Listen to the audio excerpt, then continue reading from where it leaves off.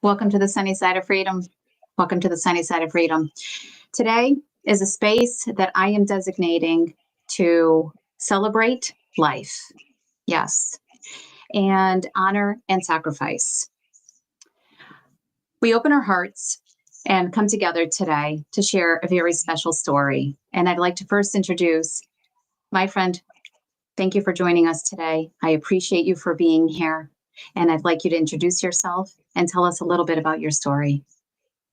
Hey guys, I'm Samantha, Samantha Bassett. As most people know, I feel like most people just call me by my first name. But most importantly, I don't want to talk too much about me. Um, who I really want to introduce everybody to here today is this man right here. This is Mitchell Bassett, and he was an infantry rifleman for the U.S. Marine Corps. He was 0311. He was in from 2007 to 2014 when he was medically discharged for him and a squad of his, or a team, whatever you call them, of a small capacity. Y'all forgive me. I'm a little nervous. You're fine. They walked up on an IED over there in Afghanistan. He was in a coma for 2 weeks. He had shrapnel from the top of his neck all the way down to the bottom of his ankles. He was out for a while trying to heal from this. When he got back, that was in 2012. He was at Camp Lejeune up in Jacksonville, North Carolina, where he was with Wounded Warrior Battalion. And he continued with them until 2014 when they medically discharged him and he moved back to Alabama. And that's when I met Mitchell. And more importantly than that part, because I'm not going to say it's not important, it's very important that it's the basis of everything that we're talking about here. But what I want you to know about Mitchell is his personality. I want you to know that Mitchell was that person that when you walked into a room, like, everybody in that room was going to talk to Mitchell, and Mitchell was going to go out of his way to talk to everybody in that room. Like, getting him out of a place was just so hectic for me. It would take so long because he had to say goodbye and hug the neck of every friend that he had. He made sure that he told everybody that he loved them. He was that person that if you needed somebody to come help you move, if you needed somebody to come help you, like, I had a point in time where he called me and was like, "Hey, DJ's sink's going out, and so I'm gonna go over here and help him replace this pipe on his sink."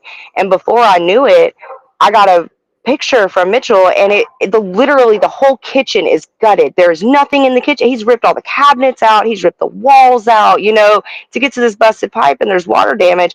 And now he's got 2 weeks of work that, I mean, he's not getting paid for.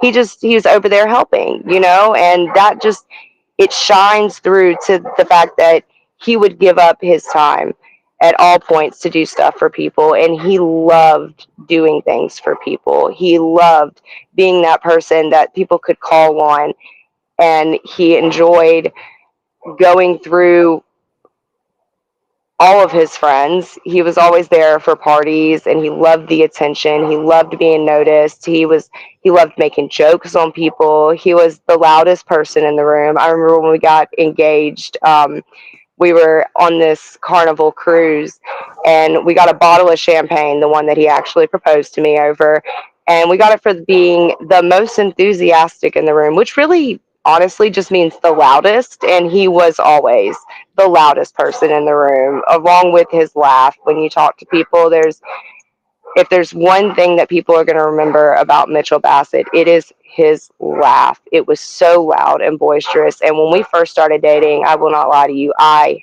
hated that laugh. Oh my God, did I hate it, because it was just so loud and annoying. And as we became like together, and we moved on in life, like, I learned to love that laugh. I learned to use that laugh as like his echolocator. Like, that's how I found Mitchell. If I lost Mitchell, because even standing at 6'4", I can't tell you how many times I lost that man in a store or in a bar or just out and about. Like, he would just disappear, because he was that person that on a plane, he was making friends with everybody around him. Like, there was not a single solitary place that you could take Mitchell that he couldn't make a friend with them. He was this big, scary guy that, like, at first initial sights, you would see him and you would think, oh my God, this dude's going to be an asshole. You know, like, he's got tattoos all over him. He's built like, you know, he's going to be mean and angry. And he was the biggest teddy bear out there. And then here I stand at 5'4" and 110 pounds, you know, and I'm kind of that person that I heard a lot going through our relationship that me and Mitchell were like opposites of each other's inner selves. That's what people told us. You know, like, I'm the cute, small, dainty one, and he's the big, scary one, but he's the big teddy bear, and I'm kind of the bitch. But, you know, it just is what it is. Like, I'm the one that you kind of got to watch out for.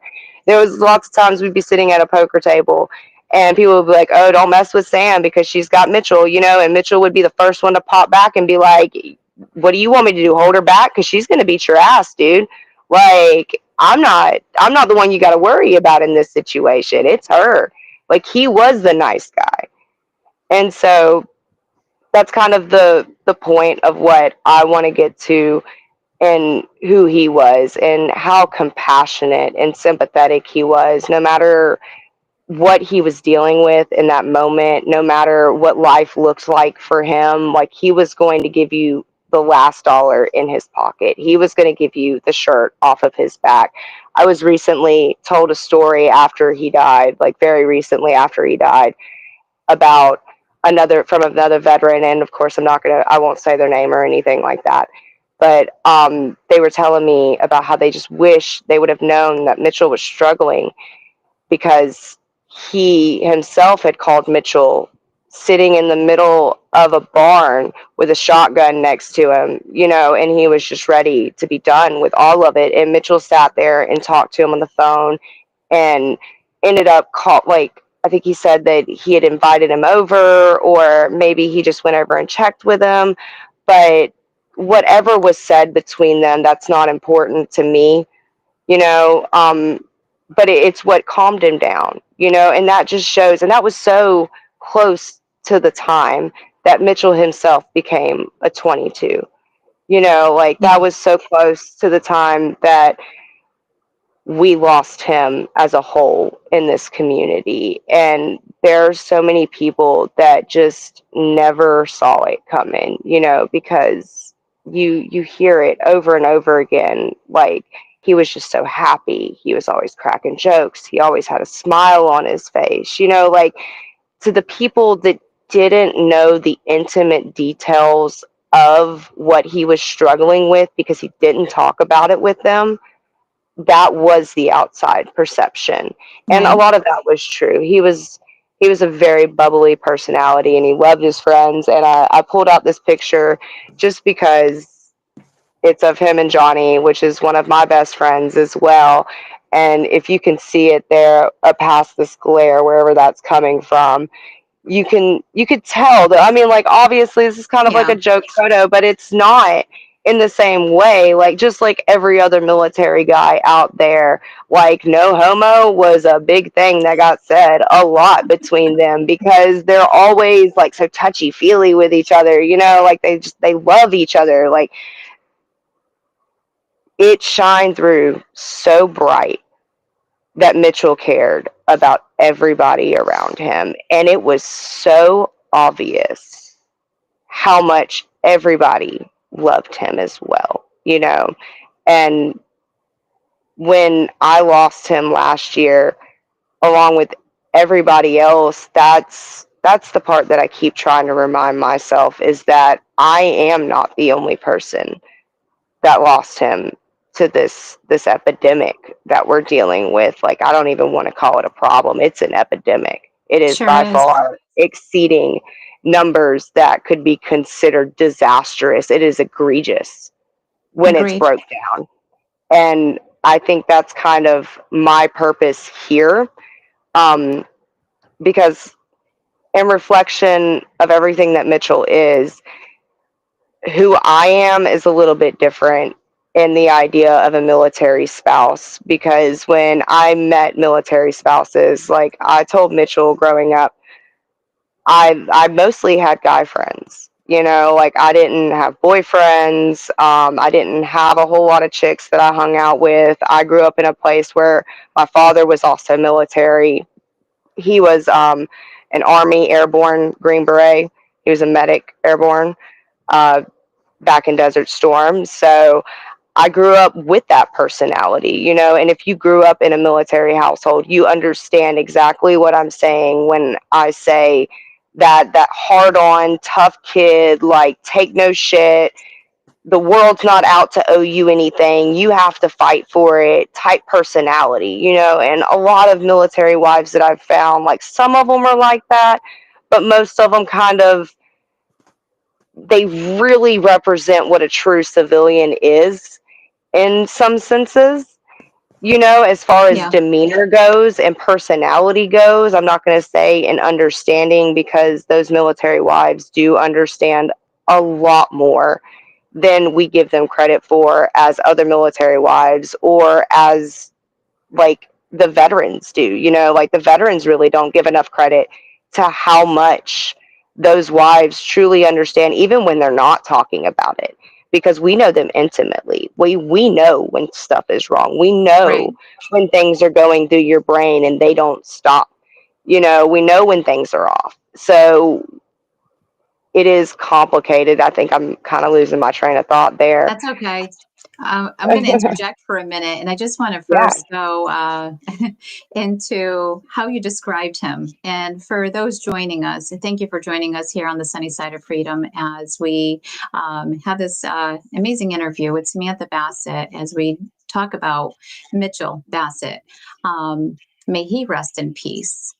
And the way you described his laughter sounds like someone who walks in the room and just fills it up with laughter. And I want to say thank you to you, because not too long ago, a few days ago, I had the privilege of seeing one of your videos where you actually posted a video of him being that boisterous, funny self. And it gave us a little bit of a window into who he was.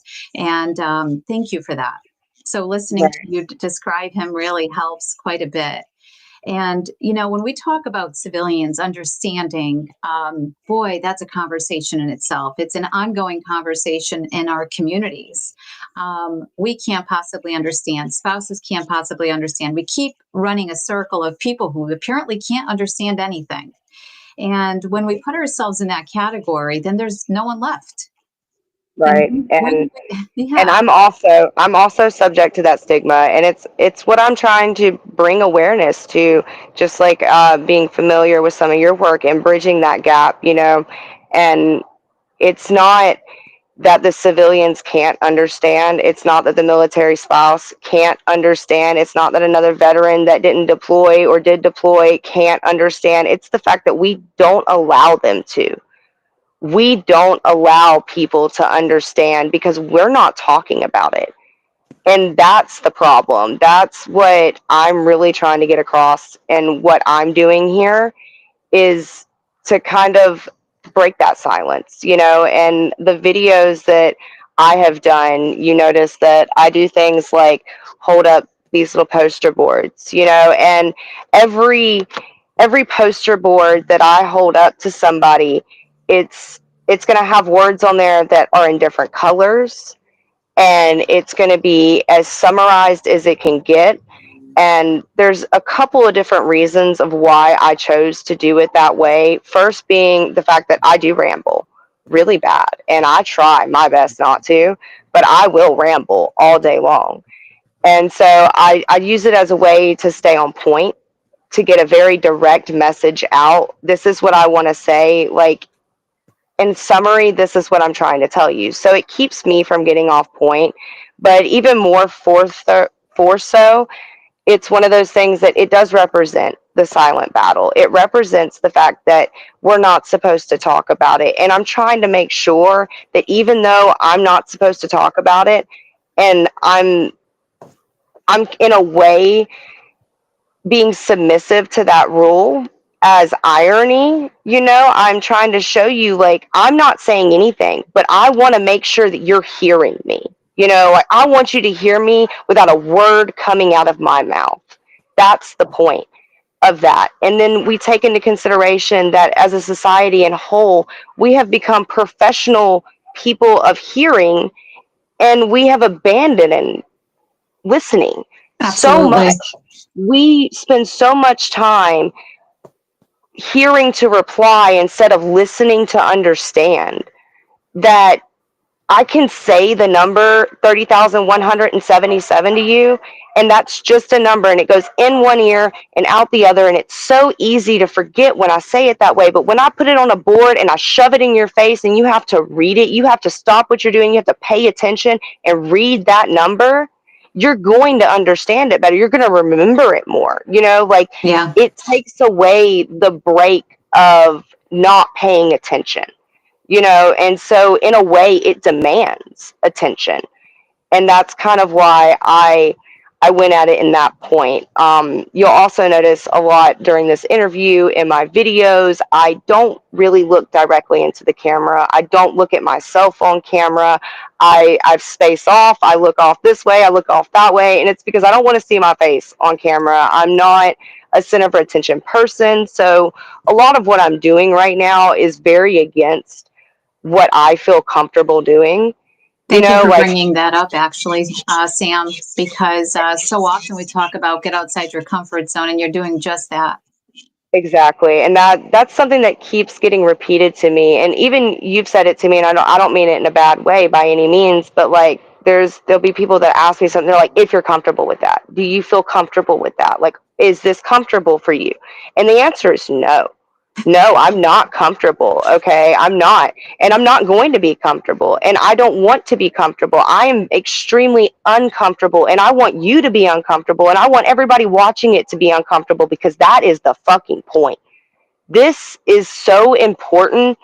And this should be a topic that we're uncomfortable talking about, because it's honestly asinine. Like, there's just so much that Yeah, doesn't have to happen I the know. way that it does.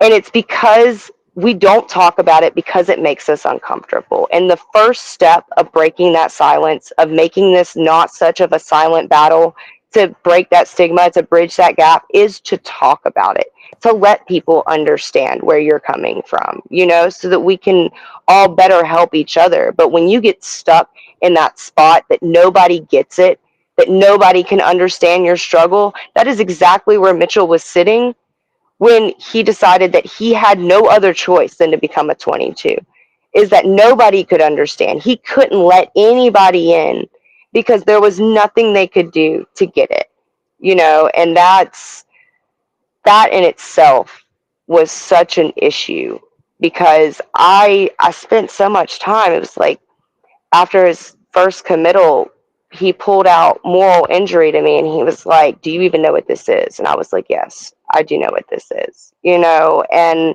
that's one of those things that, like, I looked into, because we were married for 6 years, like literally 2 days after our 6-year anniversary. So it was right on the nose, 6 years. And over those 6 years, I dealt with so much that I there was just an array of buildup and issues and things that we went through, such as the PTSD, such as the moral injury, such as the financial burdens, such as the reintegration process of trying to find his place in where he wanted to be and what made him happy, and him bouncing jobs with contracting and stuff. Like, there was so much of that contributed to everything there in the end that we didn't talk about, and that I was scared to talk about. And of course, I regret a lot of that now, like, going backwards, like, should I have talked about it more after the first attempt? Should I have let more people know? That was something that I had to live with, because of the fact that I was trying so hard to protect his image, because Hmm. I wanted to make sure that he did feel comfortable. I ended up coaxing him even more into this corner that he was subjecting himself to. And I feel like I kind of fed into that a little bit. And maybe if I would have talked about it more, he would have been more open or felt more of a need to explain why he had done it. You know what I mean? Not necessarily to gain sympathy, but to force himself to kind of really explain it and face those facts, because it wasn't even until his first attempt that he was able to admit that he had a problem with alcohol. And we dealt with that for years. Yeah. So it takes a long time You know, Sam, to get to a point where you need help. two of the things that you mentioned so far is, and you and I actually talked a little bit about the what ifs and why we do this, you know, whether it's you or myself or anyone watching today, the what ifs. We can beat our head into the wall with the what ifs. At the end of the day, it's not going to change the outcome, and it's not going to bring him back. Right. And I you can and I what if talk, myself to death, but there's only what is. what is, right, exactly. And something else you and I talked about was, as easy as it is to offer someone who's struggling the advice of open up, come on, reach out, just share. It's so much harder to do. And I want to elaborate a little bit on that with you, because you and I actually just talked about this, you know, how we get when we're in our state of mind. It's like, nope, I'm in my bubble right now and no one's coming in, because you have to figure it out. Well, what happens Right. too often to so many, you live a life of I got this on my own, that it's so difficult to allow others to come in, especially when there's this much noise happening in our minds and it's not positive. It's like, how can I Right. possibly articulate this to her? She'll never understand, or she's going to convince me otherwise. And that's the hard part. How do we bridge that gap in helping those that are truly struggling? Because mental health is on the rise. These numbers aren't going down. It is a contributing factor to 22 a day, which is a number you've already mentioned, much, much higher than what it is. It's a crisis. It really, truly is. Right. And at the end of the day, we go back to mental health. What are we doing as a larger part of our communities, society, to bring awareness to mental health? One of my biggest frustrations, Sam, has been, oh, we get a month. Nice. We get a month. You know, we can wear a ribbon and we can talk about mental health. And then the next month, we're going to talk about something else. And it's squirrel all year long. We don't focus enough attention to one specific thing, which is why, you know, when you and I have talked, so much of what you've shared and what it is you are looking to do resonated with myself and break stigmas. Because yes, that's it. 365 days a year. That's exactly it. And that's the Right. message. That's the loud. And I want to say to you, when I first saw your video, your very first video, you didn't say a single word, but it was one of the loudest videos I've seen on the TikTok platform. It hit in a way that I was like, wow, I felt emotion there. And for that, I applaud you for your courage, because that wasn't easy to do, but you did it. And I understood why you were doing it.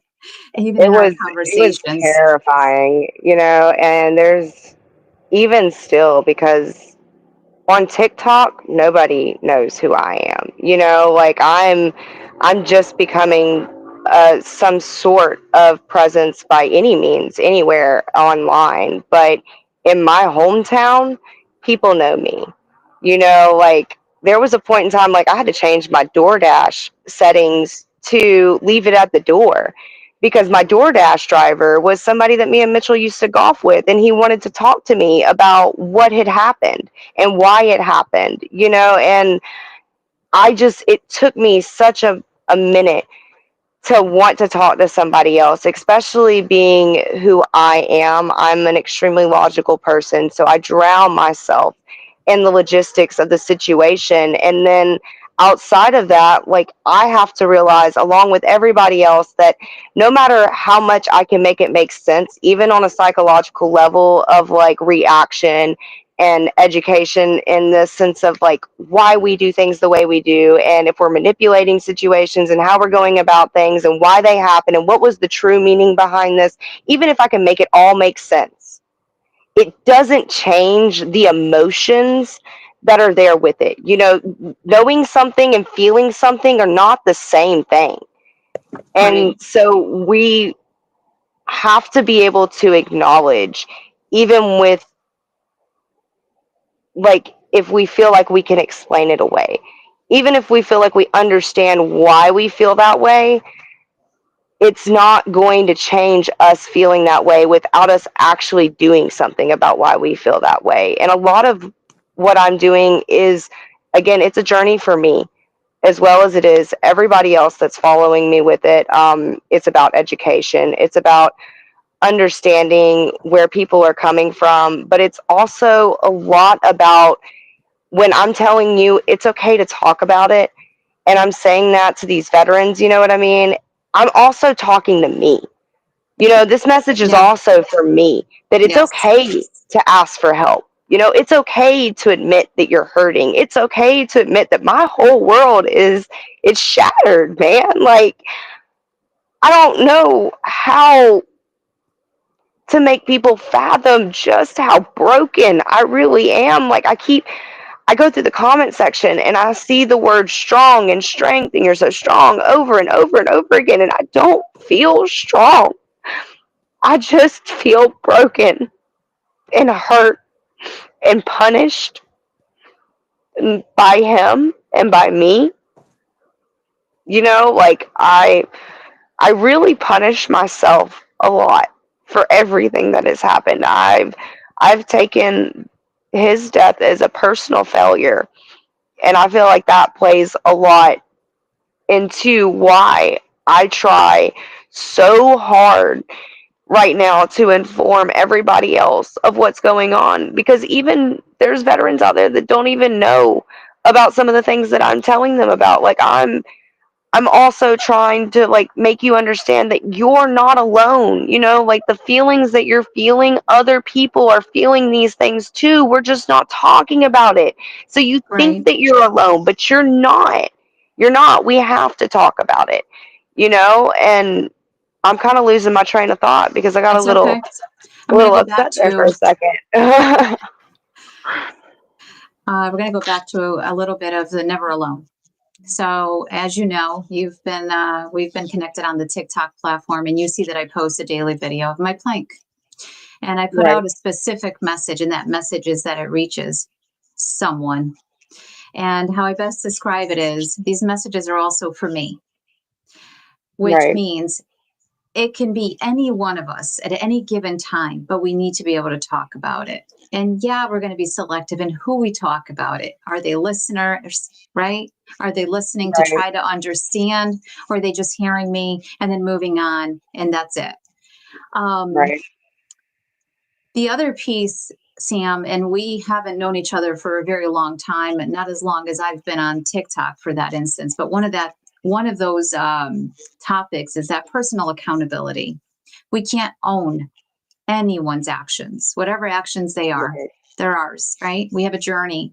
You have your journey, Mitchell had his, and you had yours together. And right. I can see And there how, was, yeah, go ahead. I'm sorry, I was just gonna say that, going back, and trying to reread messages with him, and I think that's partly why I do punish myself, is trying to go back and read those messages and being able to see my own personal frustrations, with the situation, and trying to convince myself that I also had to protect me, as much as I did to be with Mitchell and help him in any way that I could with whatever he was dealing with in that moment. Like, I also it was severely bringing my mental health down. Like, it made me get to points that, like, I'm not proud to admit how low I let myself get, even while he was still here, because I was suffering right along with him. Like, I was watching him suffer. So it was causing me to suffer. And I I tried for so long to try to shut that out and let myself know, in a way, like I relayed that to him too, like I told him, I was like, you can't get sober for me. You can't do this for me. And I can't make you want to live. I can't make you do anything. At the end of the day, everything that is done has to be done for you, because you want it to happen.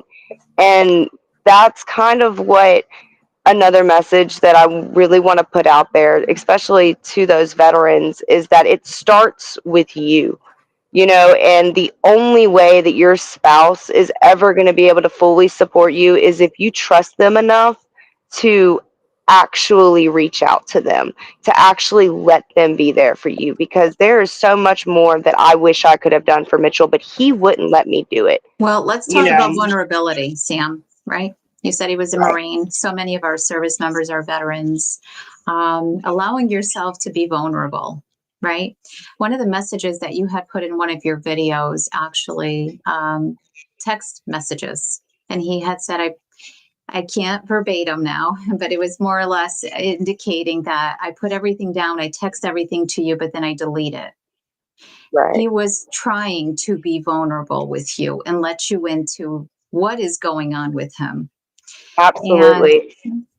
And I do notice that I know a lot more than other military spouses do, and so I do realize that he was trying to talk to me. He was putting the effort there to even talk. I mean, even if it was alcohol induced, like he talked to me about a lot more than I feel like a lot of other veterans talk to their wives about stuff, especially when it went to like what really went down over there, and I have a lot of gruesome details that I shouldered off of him, that he gave to me in ways to get it off of him. And I had no problem taking that from him, like that. It didn't hurt me to take that from him. And another part of that was less about vulnerability.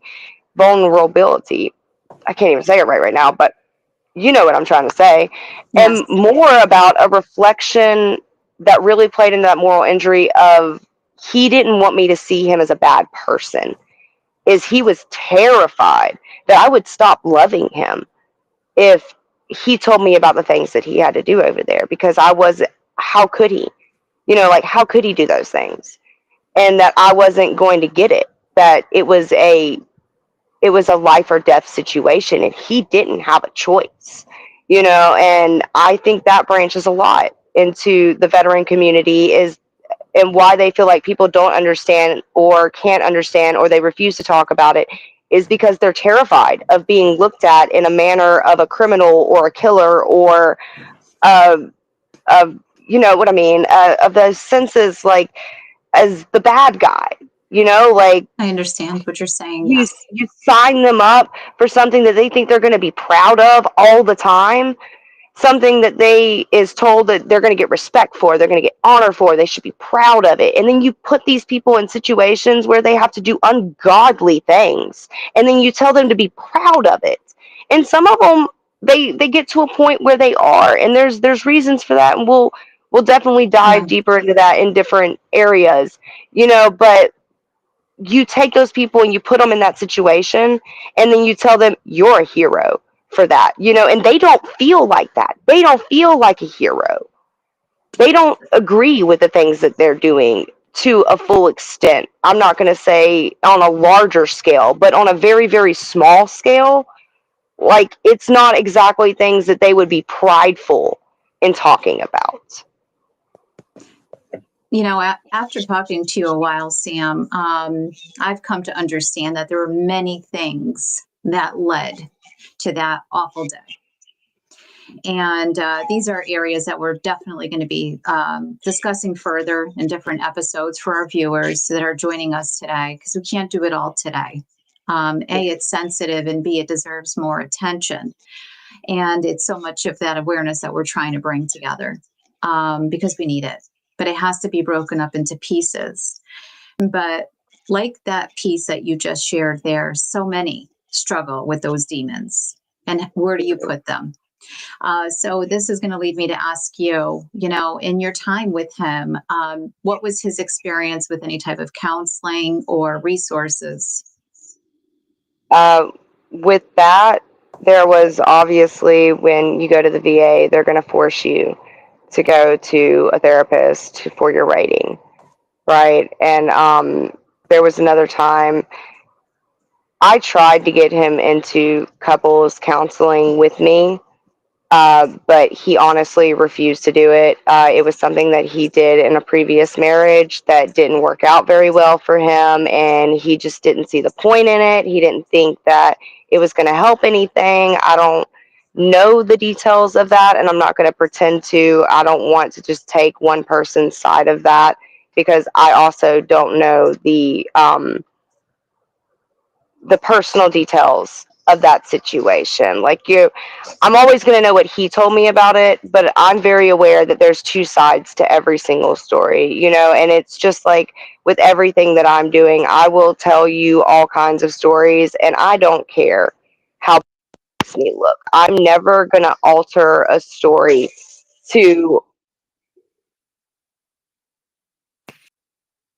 or a story to be where it just shines me in a good light. There's so many people out there that want to give you one side of a story. And I'm not that person. I never have been that person. I don't care if I'm wrong. I'm willing to admit when I'm wrong. I don't, but that also comes to issues with me wanting to be right about things. When I am right about something, like I stand on that pretty hard. And if I can prove I'm right, I'm gonna tell you I'm right. And Yeah. and that can kind of that started a little bit of a fight with us because he's stubborn, he was hard headed. But outside of that, he said that he had gone to some personal therapies before his first attempt. He was talking about going to them, and that it had helped a little bit, but it wasn't doing a whole lot. And then after his first attempt, he was obviously forced into therapy while he was committed. He was committed for a week, and that's part of the committal, is that they're going to force you to go to therapy every single day, whether you want to or not, whether you just sit there and stare at them or not, whether you talk to them or not. And I talked to a couple of them, and the one thing that I will say about Mitchell is he was so against therapy in the sense of, again, that stigma they can't understand.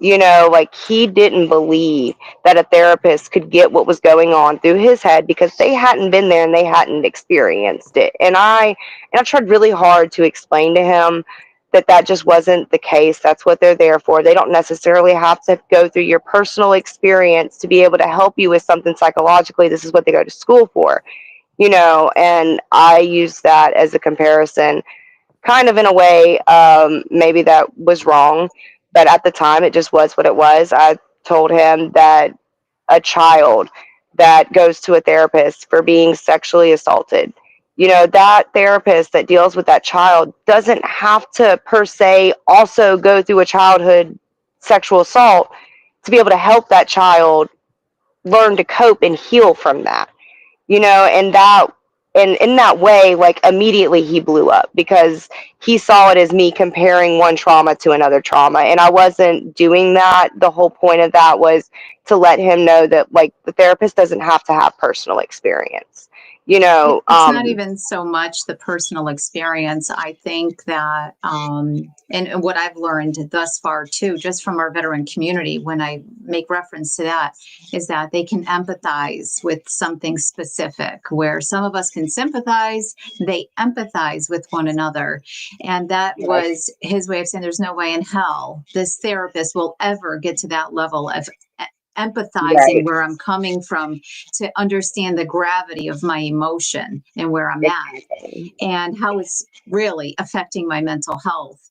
And do we self-sabotage? We most certainly do. And I'm sure Mitchell did too. He self-sabotaged himself into believing that there's no way in hell that this therapist is going to be able to help me work through this. There's no way in hell that my mother or Sam my wife is going to be able to help me work through this. And I don't want to have to get into it for them not to understand.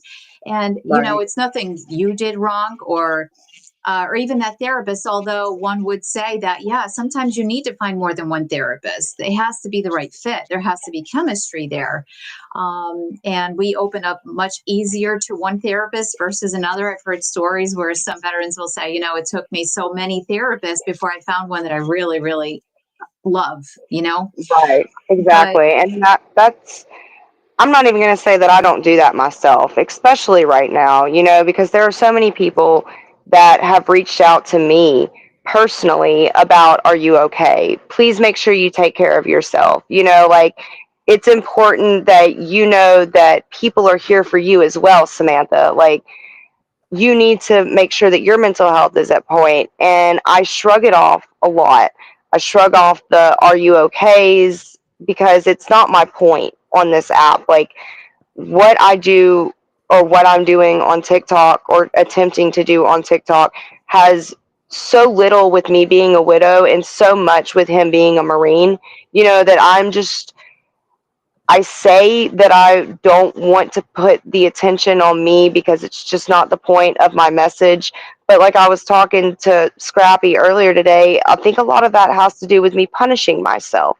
Like, I think I am punishing myself to an extent because I'm angry that I couldn't save him, because I'm angry at myself and I feel like I should feel bad and that he would want to be missed and that he would want me to feel bad. And then I put myself in a position of like, if I start to feel okay, if I laugh, if I smile, if I start to enjoy a situation, like, I feel guilty for that. I feel so guilty for that, because how in the hell could my life continue without the most important part of me there? Because Mitchell, by all consensus, was absolutely my better half when it came to respect, accomplishments, personality, love, like ambition, focus in the world, like successes. Like, he was my better half. I was so proud of him in so many ways, and I swear to you, if there is anything that I wished for Mitchell, is that he could see himself through my eyes, because dear God, did I love that man so much that I can't even really put it into words how much I really admired him, how much I looked up to him, how strong he was to me. And I hate that he didn't see himself that way, because he deserved it, because he was that person. And he couldn't stop hating himself long enough to see it. But he was by all means worthy of that respect. He was worthy of the honor. And I think that right now he is still worthy of that fight, and I fully 100% intend to continue to fight for his memory, and I continue to fight for anybody else that could possibly feel his way. And I really hate that when I talk and I get into it and I do this like head shaking thing, I don't know what's going on there, but I don't like that. well, And I keep watching Sam, myself do it. we are approaching our 1 hour mark, but I want to try We to are. tie up some of that and just say that when so many are reaching out to you, you are a grieving widow. And it's perfectly okay for you not to be okay and to still receive love. Right. We And know I know you're turning that. that pain into purpose. I see it. I see the fight in you. I see what you're trying to do. And that's why we do stand beside you. And we're ready to help you bring as much awareness as we can. But at the same time, you have to take care of yourself. Yes, because that's what he would want you to do. You We do. keep being the fighter that you are, but it's also important to rest. It And, in the grief journey, nobody has the right answers. It's like, don't forget about you when that's the last thing on your mind, when all you can Yeah. focus is on Mitchell and on the mission and bringing awareness and making sure that you can scream it like from the rooftops that everybody hears and sees, Right. And how, I've tried to tell so many people that the right words, they just don't exist. yeah, They just there don't. are no right words. The wrong ones do. There are a lot of wrong words there, but the right ones don't. And Yeah. you're right, and I know that, and I've tried to be a little bit better about that, and that's why I say a lot of this is it's to me too.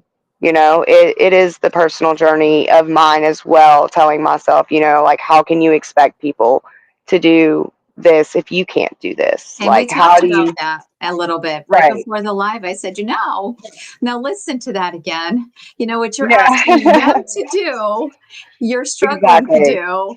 So, I Exactly. call this the healing journey. You're on it. We're all on it. We're all on our Right. own healing journey every single freaking day, whether an event just major, like, took place and took that carpet from right from underneath us. Right. My heart does go out to you. We see your pain, I appreciate it. and at the same time, those that are saying that you're strong, we see that too. And Yeah. you are strong. You're strong because you could be in bed right now. You could be doing a lot of other things. And here you are taking to the screen on a live on YouTube. Not only are you sharing a piece of what's happened to your world, but you're introducing us to Mitchell. Yeah. And And taking that time in bed is important too, though. it is. And Yeah. that's to all other spouses or anybody that deals with what I'm going through. Like, I don't want anybody to believe that this happened and then I jumped right out of the gate and was like, all right, this is what we got to do, guys. Because I sat on my couch. I didn't go to work. I didn't hardly talk to anybody. I didn't do anything but sit on a couch and cry for a month and a half right here. I've got a couch outside so I can sit out here and not subject everybody else to my grief, and it's something that I've lost it. It's fine. I got the point out that I wanted. I just Yeah. didn't know how to wrap it up. It's the grieving journey. There's many stages to it, and just when you think you've gotten past one and you're on the next, and then you're back to that one again, and that's just part of how it goes. You're going to have really shitty days. You're going to have somewhat okay days, and then out of nowhere, it's like a sucker punch. Like, here I am again. Last night was a And nightmare for me. I don't know if it was impending of nervousness for this, but I down spiraled hard last night like I hadn't in a while, yeah. and that is part of the roller coaster, is it's up and down. And like I said to you before we went live, it's not so much are you comfortable, because none of this is comfortable for anyone to talk about. There's nothing comfortable or pleasant in talking about that. There's so many veterans taking their lives every single day. Not Right. for me, not for you, for nobody. It's more so it's got to be at your speed. And you feel like today I would have canceled if necessary. Will there ever be a good day for it? I don't think so. Right. But I think you get the gist of what I'm saying. Your mental health is important. You're important. You matter. And as much as we tell our friends who are watching this today, lean into support, I'm going to say the same exact thing to you. And I want to say thank you for, talking to me. Somebody we just randomly met on TikTok. And I think we I connected. appreciate you caring. I really do. Like, it's been one hell of a journey finding these people, especially with like Coop and Mike.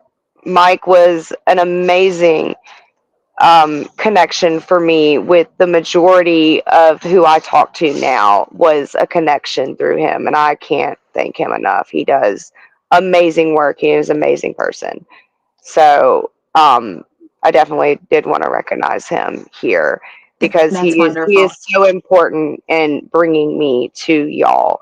And with that connection, just like with you, and learning what you do and appreciating what you do, and finding this entire community, like, it just opens doors, because everybody's going to know somebody, Yeah. Yeah. and one of the things that I did want to touch on just a little bit before we left here was that I had been in talks with Stalls on TikTok, and we have talked about putting together a ride for Veterans Day week in 2026.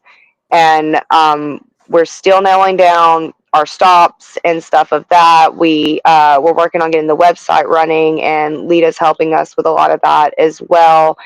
And he has asked me to go in with them as a spokesperson for the impact, and for some of that, to just kind of get the word out about the 22, and it's going to be a 2,200-mile ride. And if anybody is interested, we're going to do it in the Southeast region. That's kind of where our reach is right now. I will definitely be promoting that. as that approaches. It's a year and a half out, but I think it's going to be a really, really special thing. And I would like to have as many people involved as would like to be. That's awesome. And please keep us posted on that, like posting your videos. As far as we're concerned, guys, thank you all who took the time to watch this today and hear Samantha Bassett's story. Granted, this was just a quick little overview, and we do plan to come back and share more with all of you. What we plan to do is break the stigmas, break the silence, continue to bring awareness shoulder to shoulder. This is how we're going to do it. And we plan to run some episodes as we dive into specific topics: moral injury, PTSD, taboo, not being able to talk about 22, whether it's within our families, our interpersonal connections, out in our communities. And we need to start doing that. Bridging the gap, gaining understanding on why it's so vital to let in our civilian friends and family members, because we're better together. Actually, it's on that side. That sign actually reads that better together. We'll always be better together. Although it's difficult to lean into support, it's necessary. It's definitely necessary, and a message that we reinforce every single time we have an opportunity. I'll continue to do that on my platform. I know that you're quite the warrior over there, Samantha Bassett, and I'm sure you'll be joining me on that mission as well. And we're here to support you in any way that we can. Yep, we have wrapped our arms around you. We're here anytime you need us. And I look forward to being on this healing journey with you. I wish it was a little different. And today, I just want to say thank you for introducing us to Mitchell. And I'm sure in future episodes, we'll talk a little bit more about him. And thank you once again. Much love to you. Okay. And I thank you for having me here.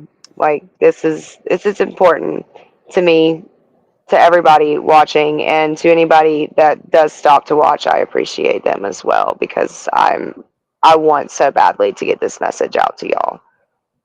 Well, I thank you once again. You're awesome. Keep kicking butt, but don't forget to take care of you too. And guys, it's an opposite camera, so I'm always going to do this. If you've been following Sunny, you know. I'll always say, stay sunny, stay spicy, always make it count. Be the difference you want to see in others. Lead in love and lead the way. Much love to all of you.